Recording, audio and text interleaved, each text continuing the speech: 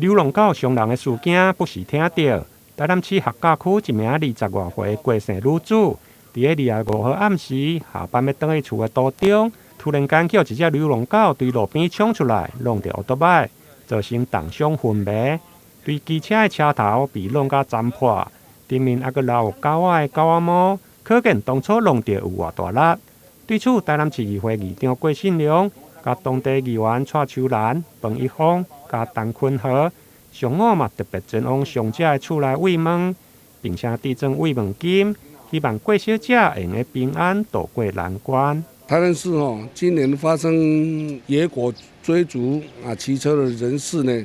致人死亡已经有发生多起那也有多起呢野狗咬伤老人或者孩童，甚至百姓呢住医院重伤的或者受到伤害的也不凡其数众多了那今天呢发生这个事情呢，24岁女孩子刚青春那发生这种事，现在还在加护病房呢还没有清醒那台南市议会特别来加以慰问。那我们未来呢当地的议员，包括陈坤的议员方佑议员、蔡秋议员呢他们都要共同来提案，是不是找个适当的地点呢，让这个流浪狗呢集中起来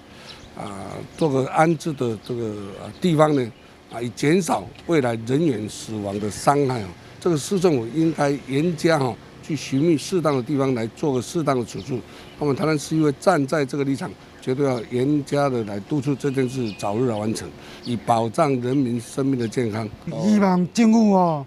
你唔能够保护人，迄个狗你要保护人民，你这几号都会伤害到咱人民，所以爱就迄个会当处理，看要安怎处理郭小姐因为脑出血，经过手术后，目前还阁昏迷。家属反映，因为当地鱼仔多，野狗嘛多，希望政府保护人民，要赶紧来处理流浪狗的问题。对此，议长回应，会提案要求市府加速来找出适合流浪狗的收容场所，避免流浪狗伤人的事件一再发生。台南新闻林根采访报道。